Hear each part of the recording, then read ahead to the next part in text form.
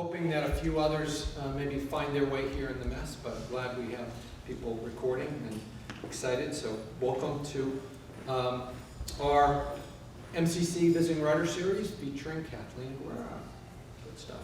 I'm Tom Laughlin of the Creative Writing Program, and want to give some shout outs and thanks to Maria McDuffie Clark of the Office of Student Engagement, helping fund this food and these events.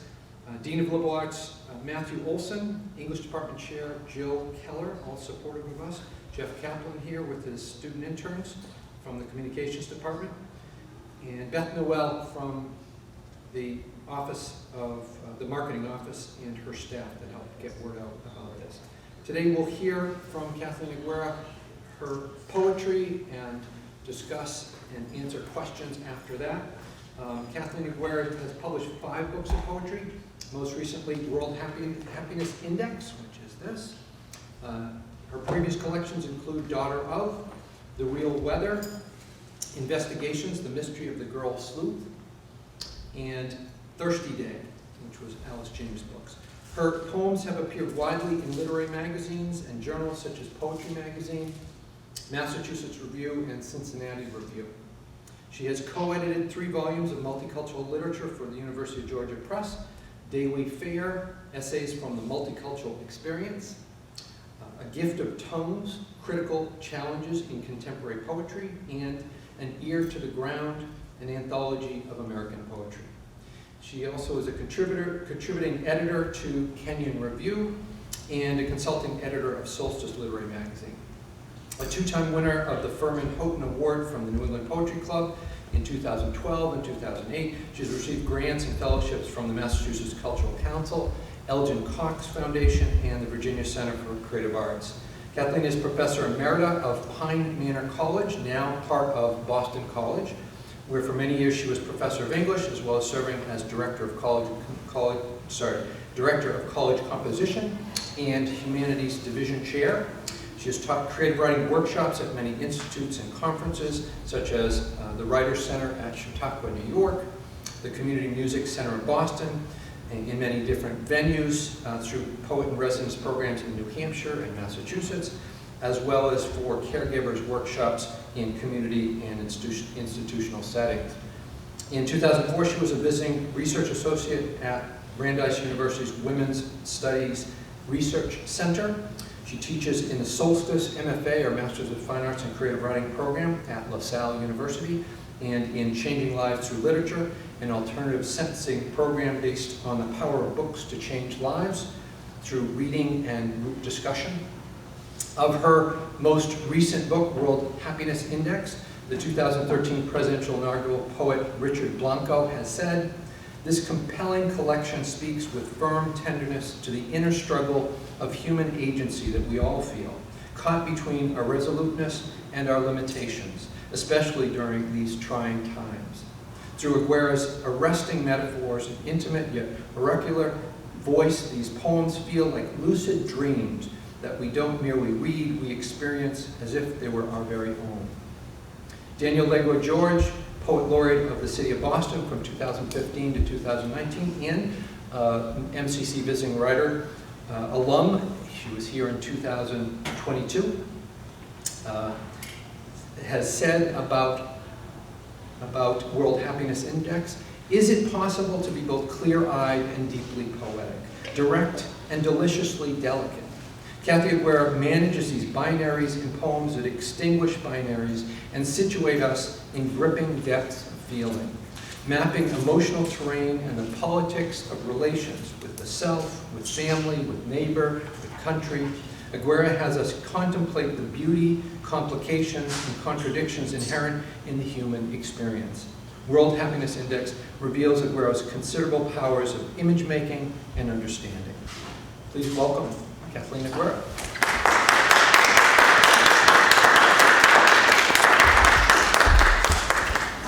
Thank you for that beautiful introduction and for inviting me here. Thank you all for coming out on this very discouraging day. Who would have thought, right? April, we had such an easy winter. I was telling Professor Laughlin, I think when I was like a roaming professor. This might be the only community college in the Boston area I haven't taught at. So I'm glad to be here. All the others, I did a class or two. I'd like to start my readings off with a poem by somebody else. And I believe you might have heard, some of you may have heard January O'Neill, who has this beautiful new book out called Glitter Road. She was a visiting writer. Yeah, poems on a lot of things, including her year in Mississippi at the John Grisham Fellowship. I thought this was a hopeful poem. I thought we were going to have a spring day, but we need hopeful poems anyway. Begin again. When I welcome you into my house, the carpet vacuumed only seconds before. When I pour you a glass of Prosecco. When my son slices mozzarella for his caprese salad from tomatoes we grew, the basil from the garden. When my daughter sautés tomatoes with pine nuts and mint.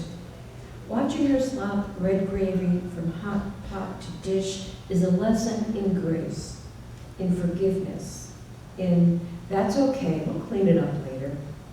When I make a J with my pinky to taste what remains, when you test a bit of crab cake held together by breadcrumbs and eggs, transformed to become otherworldly, uncertainty is the flip side of hope. When I set the roasted green beans in a bone-white bowl, when we take our seats around the crowded table and face each other, the mismatched plates, the still water, the napkins unfolded, the chatted quiets. When we read Joy Harjo's poem, Perhaps the World Ends Here, it is grace. Listen, this food is blessed by your presence. When we break bread together, perhaps the world begins here, begins again, which is no small thing. That's January O'Neill. So I'm going to read a selection of poems from different books. I'd like to start with the poems from my latest book, World Happiness Index. And some of you may know that every year an organization publishes an index of the countries and gives them a happiness rating. And usually the number for top three are like Finland, Denmark, and Norway, and Sweden sometimes trades places with Norway. In 2019, the US was the 19th happiest country in the world. 2023, we went down to the 23rd. So smile. It's with something that's a patriotic activity. You've got to bring us up in the happiness index. Okay. The World Happiness Index 2019. How happy I am to live in the 19th happiest country in the world. Tulips rose this month through the arsenic soil, and the air I breathe is dark with money. In country 19, we can say what we want.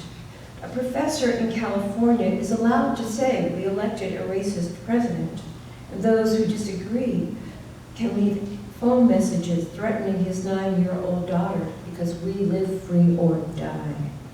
Our children leave their houses each morning happy, not knowing what adventures the day holds.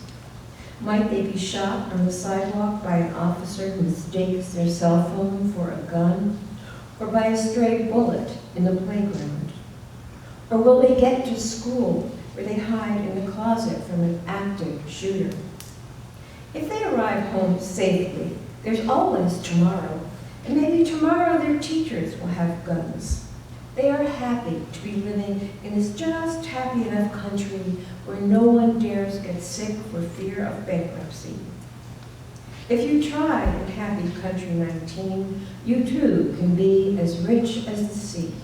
And if not, there are lots of street corners to live on and happy things to swallow or snort. And the fetid air from the subway grate will keep you warm at night if you knock someone else off it playing King of the Mountain. We have problems, of course, that we're trying to solve, but we're from the country of hard work and initiative, of take what you want and say it was yours all along. Numbers 1, 2, and 3, with their orderly lives, their health care and housing and good schools for free, grow soft and mushy. not us. We're the ice inside a snowball, the rubber hose that leaves no mark. We dance on the head of uncertainty, cruelty's pin. Every morning our sun rises, red, white, and blue. Thank you. I actually believe that fear is very dangerous, and especially dangerous to people you're afraid of. And so that's where this poem kind of came from. Fear Street. I lived on Main Street in a quiet city where citizens spoke kindly of those they didn't have to live with. But underneath every complacent surface is a set of fangs, sharp and growing sharper, hungry, irritable, insatiable. How suddenly it seemed to draw back its lips. I said, I didn't see it coming. They said, that's because you didn't have to. It wasn't gnawing on you. How indignant I was on their behalf. How I loved my indignation. They rolled their eyes at my innocence, which was expensive and costing their lives. But I'd never hurt you, I said. We all live on Fear Street, they replied, but you couldn't read the sign. We're all being swallowed. Go ahead. If you don't believe us, walk into its maw. I'll get to more cheerful poems, I promise. The Rider, the Horse. Fear saddled me, trained me, stabled me, named me, braided my hair. Carrot and stick taught me to dance, taught me to rear, shod me and hobbled me, bred me and pastured me, cantered me, galloped me, spurred me and drove me out of the meadow into the thicket, out of the thicket into the woods. Fear held the bridle, tightened the bit. Fear was the master, brutal and quick. But was I the horse? Was I the rider? Excuse me. This is a poem about my grandson when he was 16 months old and he loved going here. He was wild, you know, banged on windows, climbed up things, loved sticks and stones. Excuse me. At 16 months, brown and gold. My grandson plucks a marigold poking through a neighbor's white fence, crushes it between his fingers, while I try to remember if it's poisonous. 3 days later, he's alive. So I cross the marigold off my list of potentially lethal flora toddlers might put in their mouths. So far, he has not poked his eye out, falling while carrying a stick, something my mother assured me would happen if I ever ran with a stick in my hand. Though he tugs hard at the baby gate, he has not pulled it down. Though he has banged on the window, he has not shattered it, cut himself, or fallen to the pavement 2 stories below. His skin has not turned from brown to blue during a tantrum, and he has grabbed the dog's whiskers without being bitten. He bulldozes his way. He prods and he pushes. Well, he tries to put the whole of the dangerous world in his mouth, while I follow, ready to snatch the worst away. When tired, he wobbles, he falls, he cries. But the next day he's walking again. Golden marigold petals stain his brown hand as he carries his stick. So far, no one thinks it's a gun. So, thank you all. So I began writing these self-portrait poems. I think, I'm not going to read this one, but the first one was self-portrait as an angry dog. I was in a very bad mood. And I didn't know it was a thing, that writing self-portrait poems was a thing. But it is, so you might want to try it. It's kind of fun to think of yourself as an inanimate object or an animal or something. This one is self-portrait as a geranium. Here's all I've got. One showy cluster of red blossoms, fancy hat on a scrawny neck, rising above bare stems and gently ruffled leaves with their dark inner border peach fuzz, leggy, untrimmed, Americana red in a green plastic pot, A scatter of brown blooms dust the soil beneath me. I know how I must look, straining toward the window, close enough to tap it. Better yet, break through. Look at me, let me out. Look at me, let me out. Petals weighing nothing. A lot of people don't like seagulls. You know, they're aggressive. I've seen them take a whole box of chicken nuggets out of a child's hand. And my husband we went sailing, was eating at the beach with a friend, and the friend was gesticulating with a sandwich, and a seagull came down and took it, you know. But I admire them for their boldness. I do. Self-portrait as a seagull.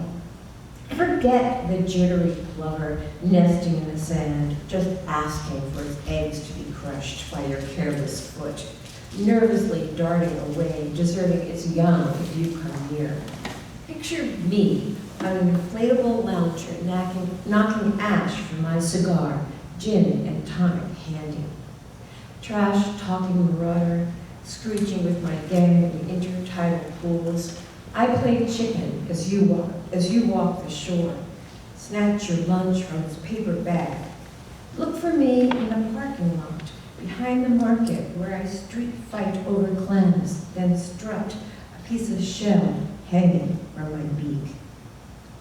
I have to admit, I like to walk on the beach, and I like to walk on Plum Island, and I was still a little irritated. The plovers are nesting, you can't walk anywhere, and you know, they should stay with their nests, you know, not run away when we come, desert their precious children, but a seagull wouldn't do that.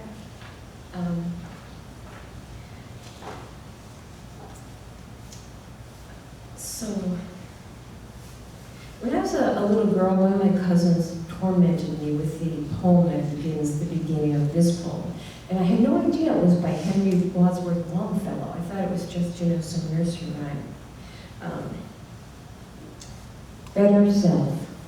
There was a little girl who had a little curl right in the middle of her forehead. When she was good, she was very good indeed. But when she was bad, she was horrid. Henry Wadsworth Longfellow. When I'm bored by some slow dinner story about to say, get to the point, my better self interrupts. Please pass the peas, then tugs the joke collar. My better self makes excuses for me. I don't know what's got into her. She's not usually like this. Underneath it all, my better self wants to marry me, but she thinks I'm not worthy. She nicknames me Sweetie. I nickname her BS for better self. When I want to bite like a black fly, she gets there first to blows kisses. Can't anyone see how annoying she is? She says, you can come out now. Whoops, only joking. I snore with a mouthful of maggots. She says, listen to me or you're on your own and everyone will know what you really like. She says, don't talk back. Before we leave for the protest, my better self cuts her eyes at me. When you go to the rally, chant, pump your sign if you must, but don't pick anyone's pocket. When she turns her back, I slip her wallet out of her bag. My better self insists we go to counseling. She wants to work things out. When the therapist asks, and how do you feel about that? I shrug. Well, my better self sniffles and rubs her cheek. We're getting a divorce, I say, and I'm taking the car and leaving our issues unresolved because I don't want to prolong this any longer than yesterday. Meaning, I took the keys from the counter, the engine is running, have a nice life. I have to think about, you know, those thought bubbles you see in cartoons, and you know, we're also grateful nobody can really see our thought bubbles. The next poems are for my father. His answer. I lean forward, trying to keep up conversation as I watch my father make himself eat. At 96, he struggles to maintain his weight. 40 minutes for a tiny sandwich, a speck of salad, then cake, ice cream, whipped cream, chocolate sauce. I can't taste anything, he tells me, only desserts. The sweet taste buds are the last to go. He's still shipshape, my father, the marine engineer. Every morning he showers, shaves, dresses himself. I used to be handy, he says. I went around and fixed things for everyone. Now it takes 2 people to help me in and out of the car. I don't want to be bedridden. And what can I say? The mouthy child, who started this by asking him what he looks forward to each day. Nothing, he shrugs. I've outlived myself. I actually did ask him that question because I had been reading this book by Tom Wande about being mortal, and he said, you should, ask people when they're dying what it is they can't live without. So I thought I'd just ask my father what he looked forward to, and I got an answer I did not expect at all. My father floating. My father floats in a fearful dream, rises outside his body, but he's stuck in the living room, which appears tilted at a surreal angle, ceiling fan coming out of the wall. Float somewhere nicer, my sister suggests. Havana, Athens, Cairo, places he traveled as a younger man, extra pages stapled into his passports in accordion folds. Or maybe visit that East Hampton bungalow we used to rent before it became such a fashionable address. Help, help, he cries, arms flailing. Perched on a ledge, about to go over, he can't find the floor, though he's upright, secure, and awake in his chair. The usual laws no longer apply. The structures that house him, the very habits themselves, relinquish their long service.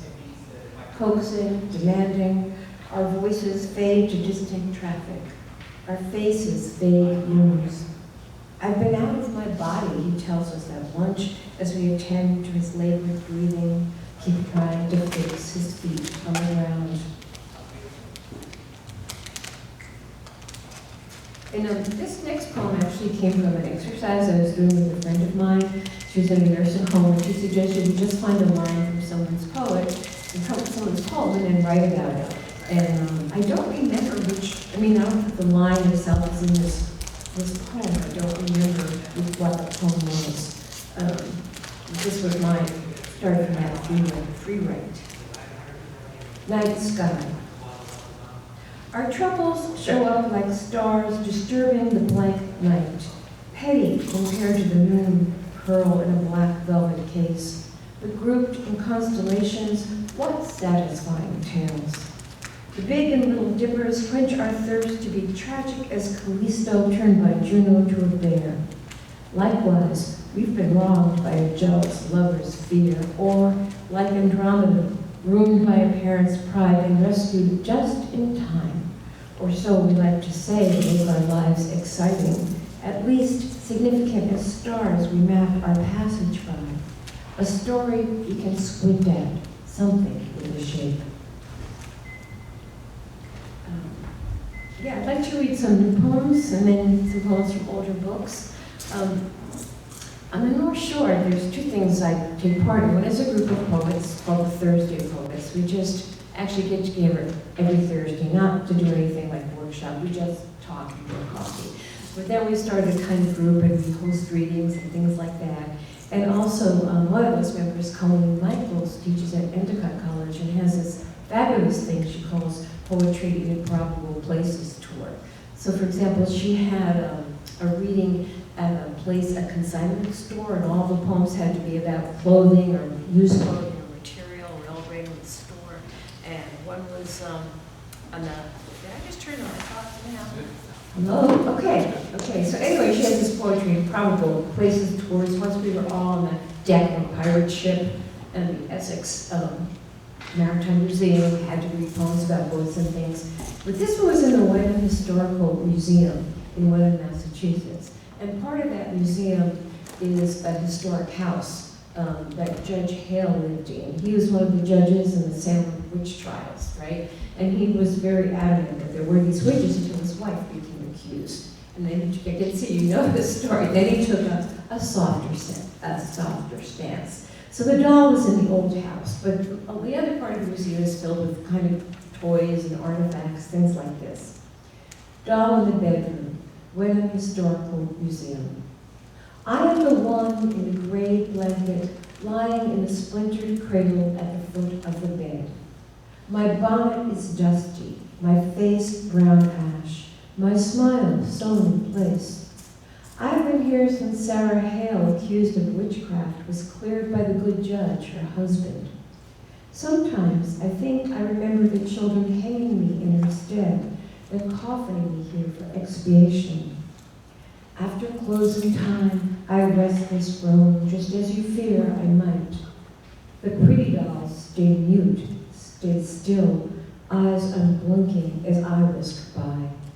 Too big to fit in the French dollhouse with its warning, don't touch, its fancy carved furniture, tiny chandeliers. All night I ride the circling train to nowhere, crying, all aboard. When I was a kid, my favorite board game was Clue. The one thing was kind of easy to cheat at. And the other thing was I loved Miss Scarlet. I always wanted to be Miss Scarlet. You know, who wanted to be Mrs. White or, you know, anybody like that. And it turns out we moved to Salem from Cambridge about 5 years ago, and the Parker Brothers factory, game factory used to be there. This is about Miss Scarlet. A clue. Miss Scarlet's in the kitchen wiping off the cleaver. Though Mrs. White lies dismembered on the floor, Miss Scarlet hums like a frenzy of bees, remembering nights singing jazz at the plaza, flirting with well-heeled patrons, and smoking between sets. That's how she wound up in John Body's drafty mansion, a suspect in his murder. Never trust a sugar daddy who wants you to dress like a maid in dust. Watch you play sous chef to his cook. But she's in charge of dinner now. What shall she serve tonight? Quail and Colonel Mustard sauce? More than once she's felt him press his waxy mustache on her neck. She's not the kind of cook to use a recipe, and she likes the kitchen to herself. Despite that shimmering page boy, that tight red dress, she'll play the 50s housewife. Plenty of knives left to sharpen. Did you guys read or have read you Goodnight Moon by Margaret Wise Brown? Yeah, so this poem takes a little bit after the structure of that. It's called Goodnight Moon over a Plaza, after Margaret Wise Brown. Goodnight moon, goodnight drones, goodnight sobs, goodnight moans. Goodnight lost paper, pens and books, soccer ball, teddy bear, paints and blocks. Good night to the voices that shout in the dark. Good night to the rockets, their orange-red arc. Good night to the smoke, its choking and stink. Good night to erasers, to chalkboard and ink. Good night, schoolyard. Good night, teachers. Good night, body bags carried on stretchers. Good night, hospital collapsed by a bomb. Good night, someone's leg. Good night, someone's arm. Good night, shards of glass that sparkle and slice. Good night to the malls, and good night to the flies. Good night, Gaza City House. Good night, Tenton Rafa. Good night, Mama's singing. Good night, Papa's laughter. Good night, muddy water. Good night, moldy bread. Good night, the bandages around Ahmed's head. Good night, hungry kitten. Good night, hungry rat. Good night, hungry brother and sister and aunt. Good night, my best friend, still my double star. Good night to Hein, trapped in a car, hungry and thirsty along with her dead. We know nothing about this, the IDF said. Good night, sirens. Good night, fear. Good night, soldiers everywhere.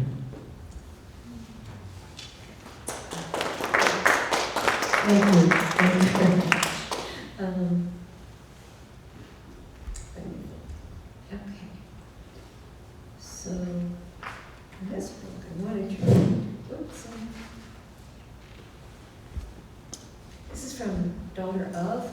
And it's called daughter up because the first half of it, which I'm not reading from, is these poems in which I imagine the life of Miranda from Shakespeare's The Tempest after she got back to Naples. Because she grew up as a kind of wild child, and then she had to go to the court.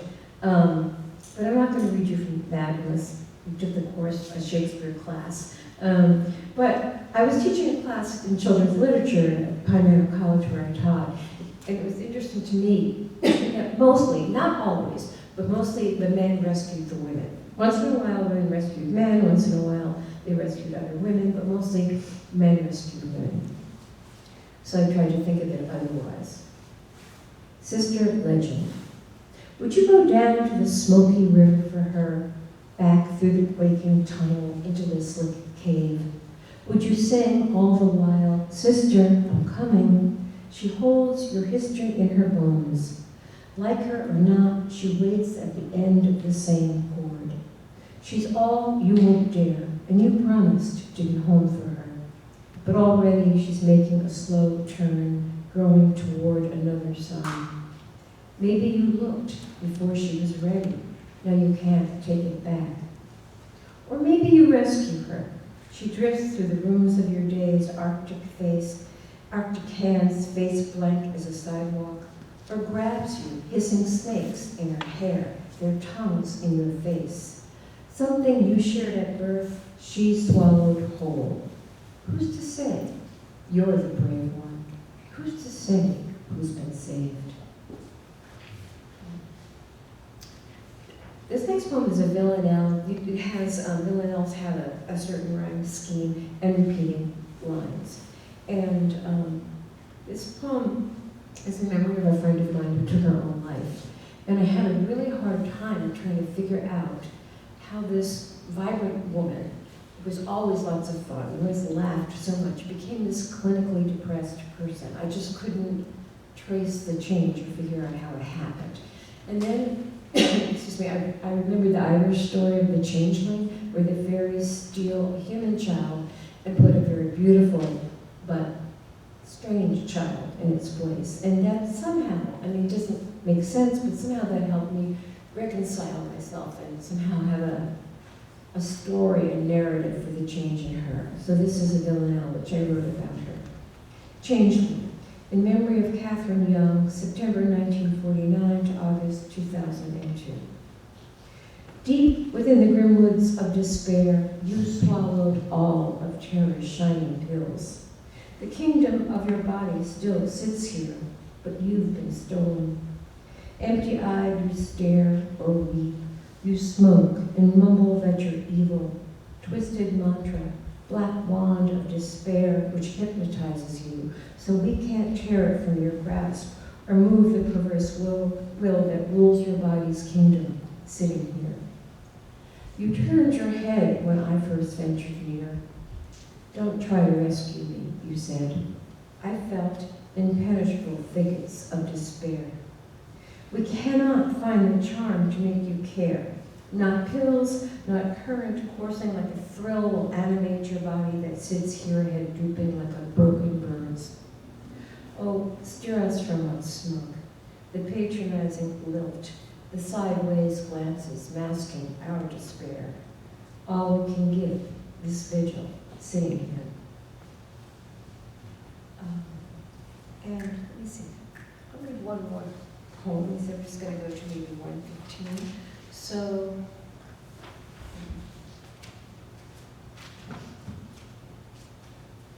hard work. A lot of people thought I had written this during the pandemic. In fact, it became like the title poem for this Hard Work of Hope series that the Mass Poetry Society put out. But I wrote it long before the pandemic. There are many things which require hope. And I read this quote in the Peabody Essex Museum from Marianne Kaba, which really struck me. And again, I read it after I'd written this poem. She says, hope is not optimism. Hope is a discipline. We have to practice it every single day. Hard work. Hope springs eternal. But I couldn't imagine how hope, before it gets to that bubbling place, forces itself through miles of dirt packed hard, then around, over, under rocks, willing itself not to dry up in the desert or to merge with the sewer of a city's street, waiting for frozen prairie to thaw, resisting the warm and mindless absorption of mud, moss, sand, swamp, until it finds the small trembling where, welcome or not, it gathers the last of its strength and breaks through to the surface, the way a laboring woman, stinking, exhausted, summons one last grunt and push to force the baby into the world where it takes its first sharp breath. I bow my head to the hard work of hope. I let it place its dull and heavy hand upon my neck. I submit to its dour blessing. I give up. I begin its thankless, necessary pilgrimage. Thank you all very much. I'm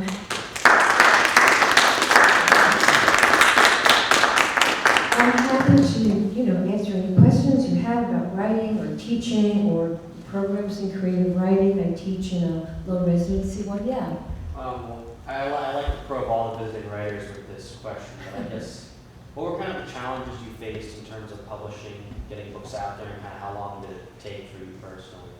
Yeah, that's a great question. And I think it's changed since I first started publishing. I had an easy time publishing my first 2 books, okay? So the first was with the Alice James Collective, and it was very different then than it is now. Now it's almost like a university press.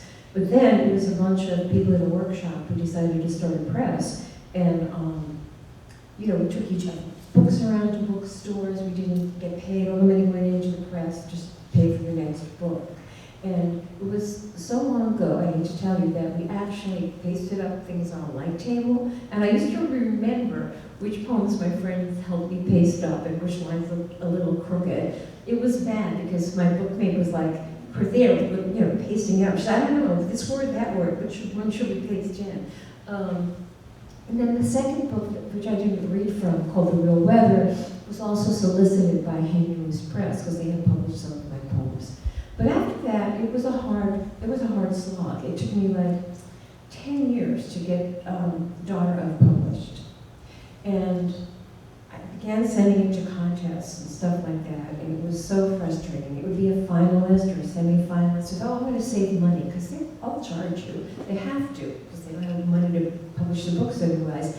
Well, if I was a finalist, they had a good chance, but no, they would have different first readers, and the next it would, place it all. So that one got published after a long time, and the other 2 got published fairly. I'm a slow writer. There's some people who, these days especially, just churn out book after book. I often have 10 years between books. I'm slow and kind of meticulous. But the last 2, Daughter of and The Real Weather, were both taken by Cedar Hill Books Press. And so that was a little bit easier. In fact, the editor, Steve Huff of Cedar Hill Books Press, kept telling me, when do you have another book? When do you have another book? And I write so slowly. And then I thought, he's going to stop asking me. I better get this book together. What else I think it's changed though. For one thing, there were a lot of small presses when I started, and they relied mostly on grant money, which is dried up. But there are a lot of small publishers, and now we have on-demand publishing, which makes it easier, because before that, you had to pay taxes on any books you had in a warehouse. And people are I have friends who are well-known who publish their own books because they just got sick of sending around to contests or having editors make these decisions for them. And the only other thing I can say is just keep at it, keep sending your work out. When I was a graduate student at Boston University, one of the people I studied with was Anne Sexton. And they used to actually mail them. You couldn't submit a line. You could go down to the post office, have it weighed, put it in a self-addressed stamped envelope was a pain in the neck. She said, when you send it out, get another envelope with another address on it and just put it right in when it comes back. So you just have to keep trying. Does that answer your question? Yeah. What did other people say? I'm curious. Well, it's kind of like everyone's up under the same kind of umbrella. It's hard, it's tough, it can take time. Yeah, but don't give up hope. The other thing I want to say is I've read manuscripts once for an AWP, Associated Writing Programs contest. I wasn't the final reader. I was one of the first readers. And I got like 100 manuscripts, out of which I can send forward 5. And I just want to tell you, you're reading that many manuscripts, at some point it's a little arbitrary. You know, you've got 5 manuscripts, you've got 4 others that are maybe equally good. It can be discouraging, but just keep trying, yeah. Other questions or things like me to talk about? Yeah. Where do you draw like most of your inspiration from? So where do I get most of my inspiration from? That's a great question. Sometimes from other poets. I mean, it's not that I borrow or get my ideas from them, but I get my stamina from them. You know, I see something if something in their writing makes me want to write, then that's really good. And then the fact that I know how hard they work is good. Otherwise, I'd say a lot of my experience originally was from my own life. And then after that, I think I branched out a little bit because I'm sick of writing about my own life. It's not that exciting anymore. And, you know, I taught classes in myth and children's literature, and I wrote a lot of poems based on myth. And I'll tell you why, because it's sort of an interesting anecdote. We had a program at my college where you could propose a sort of project connected with your teaching or your profession, and then you would get some more money added to your salary. So I decided I should do that. And I taught professional writing, so I was going to do something with that. And the dean said, no, do something with your creative writing. I had no idea. I said, I'll tell you, I'll come back in the fall and tell you. And over the summer, I started writing all these poems about myth. So in the fall, I said, well, my project's going to be poems about myth. And that's how all of those poems started. And I was teaching myth, and I always loved fairy tales and myths. So some of my, there was the Miranda poems. Some of my inspiration is literary, some of it is personal, and some of them, particularly in World Happiness Index, is sort of my response to the society we're living in and its politics and whatnot. Anybody else? I was just going to ask, related to that, because you have poems that are both personal, images, other things, and those large move towards, or are part of those reflections on societal issues, on life issues. And I guess, where do you begin with those? Do you end up beginning at the local that leads, or do you have sort of more projects in mind? And with this book in particular, where there's sort of an overarching theme you were looking at, and that led to. So I guess I'm trying to figure out that balance between the images and the individual and the larger issues. Well, World Happiness Index has like the self-portrait poems in it, and those were sort of group. The ones in the beginning, I was just angry and upset.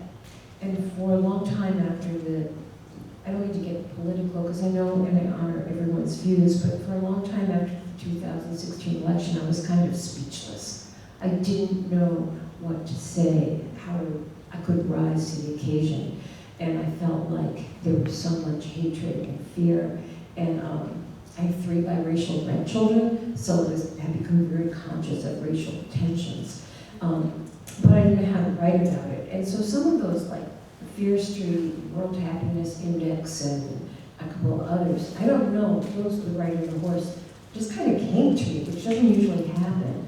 I don't really, except for when I have longer projects, like the Miranda project, or I did one about, Nancy Drew. I had a whole bunch of poems about Nancy Drew.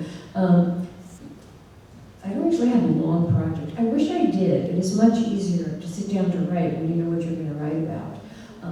But they're more just come to me. So the personal ones, the images and whatnot, come to me from actual experiences. And the more social ones, I think, just came as we got older, like fixated on my personal life.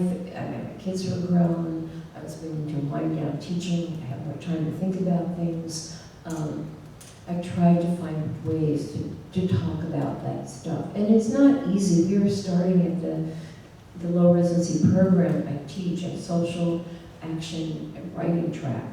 And students asked for it. They wanted to know, how can you write about these issues and still be a good writer? We just don't want to be polemical and rhetorical. And so out of their questions, we're beginning, or just launching it, this track where we try to tackle some of those issues. Who's done it before? How do you do it? Any other questions? Yeah.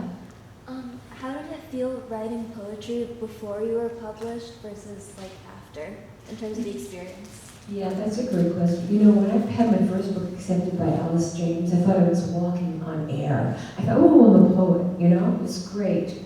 So I guess you get a little more confident, but when I every poem feels like the first poem to me. You know, every poem is has its own challenges. I guess you learn, it's interesting, because I guess you learn certain strategies as you write, you know? But if you keep relying on them, you don't go anywhere. I know some famous poets who I won't name, whose poetry I admire, but every book is like the other one. Same subject matter, same strategies. And so I tried hard not to fall into that. That's why I have some poems in these books that are villanelles or sonnets. When I was in graduate school, foolishly, I did not take the course on writing in form. So I got this book by Mary Kinsey as an adult, called The Art of Poetry or something, and I worked through every chapter, did the exercises. Not that I think you must write in formal poetry, but I thought, well, this is a tool I should have in my toolbox. I should learn what formal poetry has to teach me about writing poetry. So I guess after you have something published, you feel good, you know? You're out there, you got your name under a poem, you feel like a poet. But I don't know if it makes the writing itself any easier. You feel less discouraged, that's easier. But the actual sitting down and fiddling with the words, I don't know. Anybody else? Yeah. As like a current student of MCC, what particular like practices and stuff do you recommend for students that are in creative writing or like English majors? Yeah.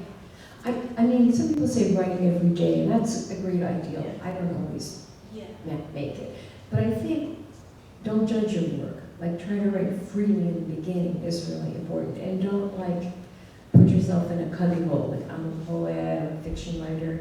I felt like I was getting stuck in my poems because I was getting very self-conscious about whether they were any good or not. So I joined this Moblong community, which does flash fiction. I'm not very good at it, but I didn't feel so invested in it. I didn't care if it was really good or not, and it helped me get writing again. So I think the main thing is just to read a lot, see what you can learn from other poets. There's a great book called How to Read Like a Writer, and mostly it talks about reading fiction. You know that book. But you could adapt it to reading poetry as well.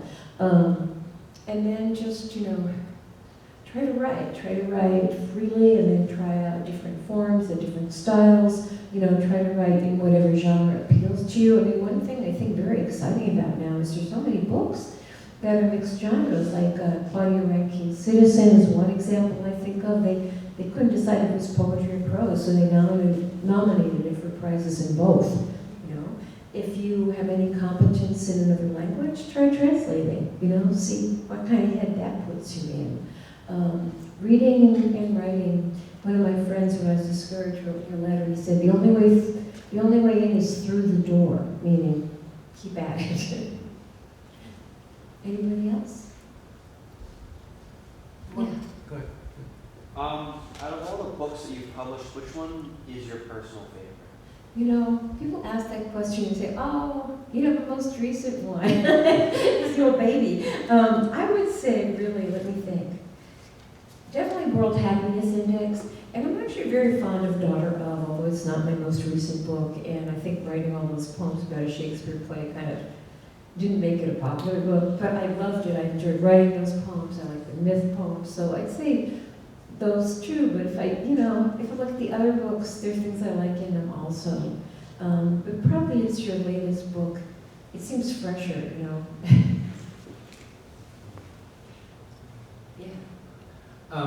You did mention, turning to form, and I'm wondering about how you feel that influenced your poetry beyond there. And you mentioned, like, in the poem that was written in response to a poetic line from someone else, that you it was a free write response to begin. Yes. So I'm wondering about sound, poetic elements and meaning, and I guess where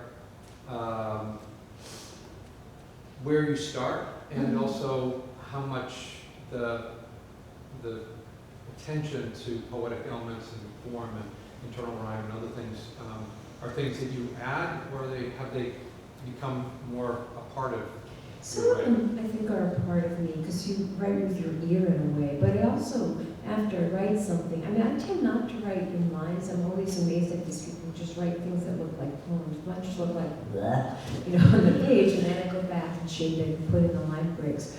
But I think going through that Mary Kinsey book and trying to learn to write and form and something about it was really helpful, because I think it gave me, I don't know, it's sort of thinking about sound and rhythm became more natural and more, predominant.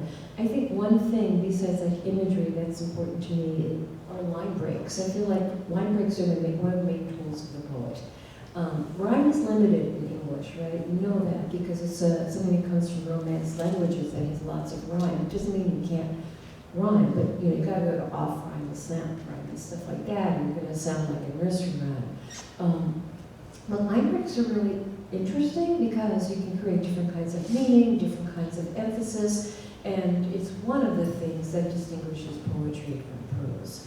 And so that's really important to me, aside from like imagery and things like that. And I guess the other thing to think about is this weird verbs, People think of poetry and imagery, they think of adjectives and description, but it's the verbs that you want to hammer at. They're going to carry the weight of the line, the sentence and the image.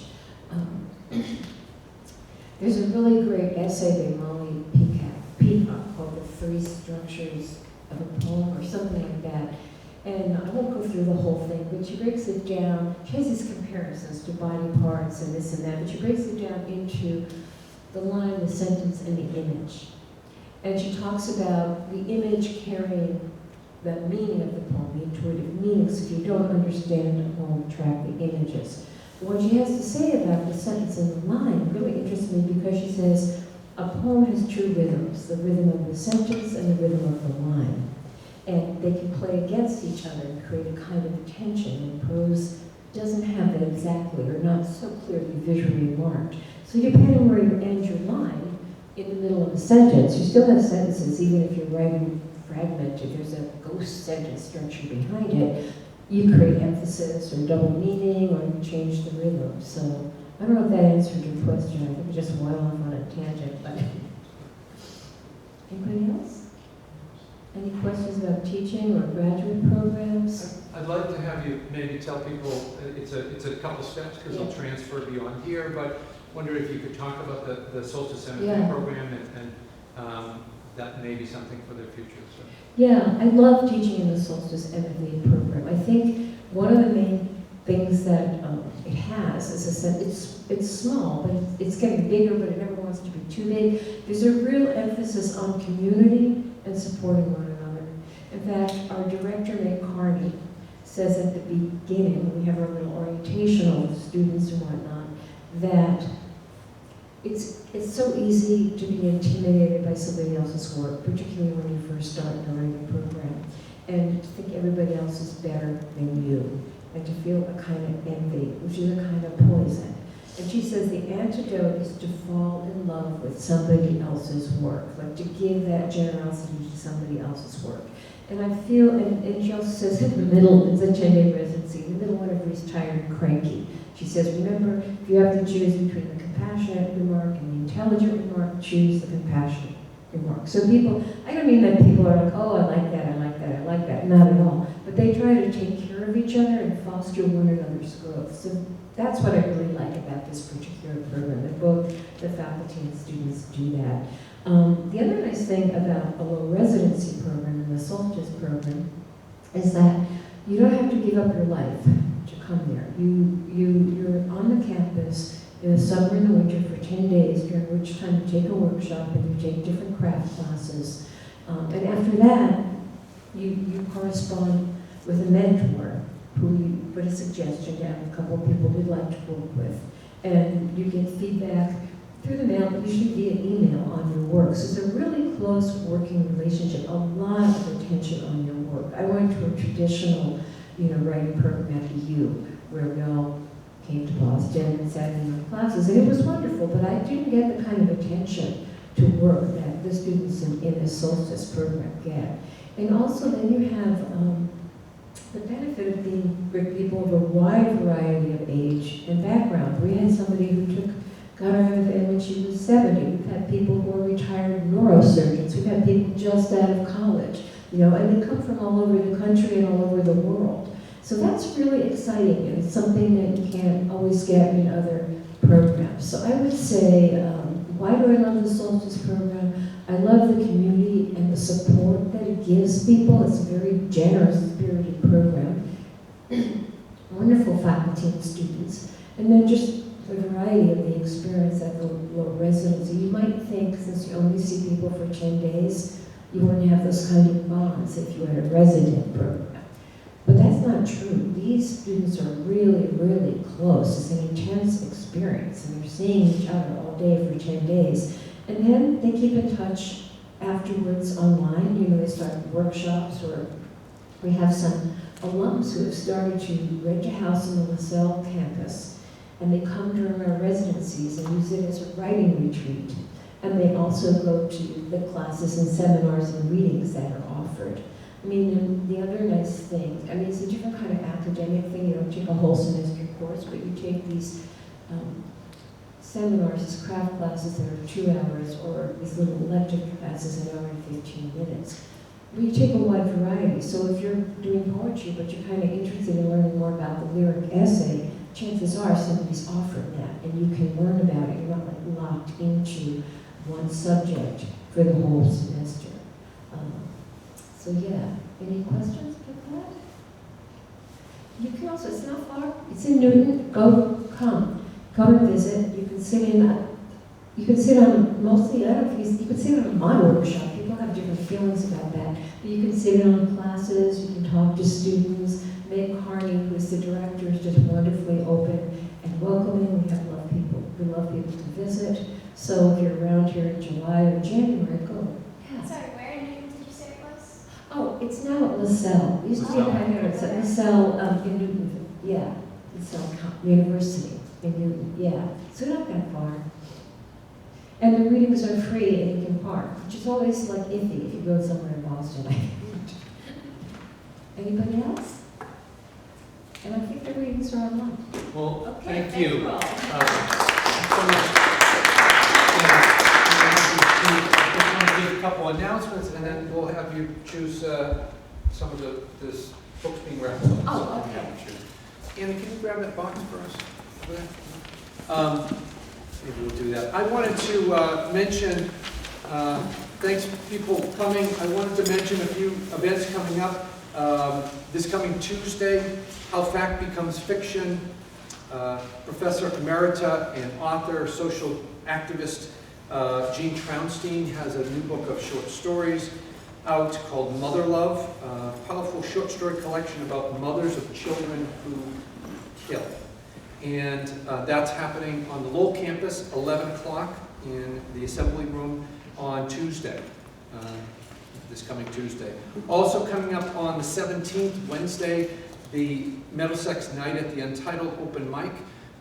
That is at the Coffee and Cotton Café in Lowell. Happens regularly, but this night is sort of our special night for Middlesex people to come out.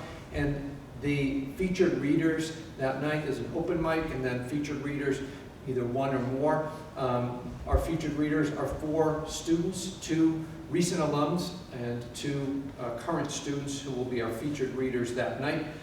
Some people may know. R.A. Munoz, Olivia Steen are current students, and recent graduates Lexi Perry and Ray Angaines. So please come out for that. Want to mention there's also an open poetry and fiction reading coming up on May 2nd. And I really want to plug, I'll throw an overhead here, one sec. Event there I meant to show is Tuesday, and that's How Fact Becomes Fiction. Look for that online. The Middlesex Night at Untitled. and open fiction reading. But we have our literary magazine, Dead River Review, and our deadline for our issue number 9 is coming up on April 14th, so please submit work. Written work, poetry, fiction, creative nonfiction, reviews, artwork, photography, music. Think about what you might submit. It's a wonderful literary magazine. There's a QR code on the wall that will take you to it. It's deadriverreview.com, and please consider submitting. Some of the editors are here if you want to have some snacks with them later and and schmooze a bit. That'd be great too. So do plan on that. Website, if you don't know, is Middlesex. Our Creative Writing at Middlesex website. It has events and lists of upcoming things, so do bookmark that. It's off of the English department page if you needed a link. And let's, we have 3 books that are going to be 3 copies of World Happiness Index that we're going to raffle off, so maybe we can shake it around and have Kathleen reach for those. What do you think? Okay, I'll fold it. How about that? There you go. I'm too short to see over anyway, so here's one. Here's one. There's this one. I'm not gonna mess up your name. Tangerine. That's you. Great, good stuff. Good.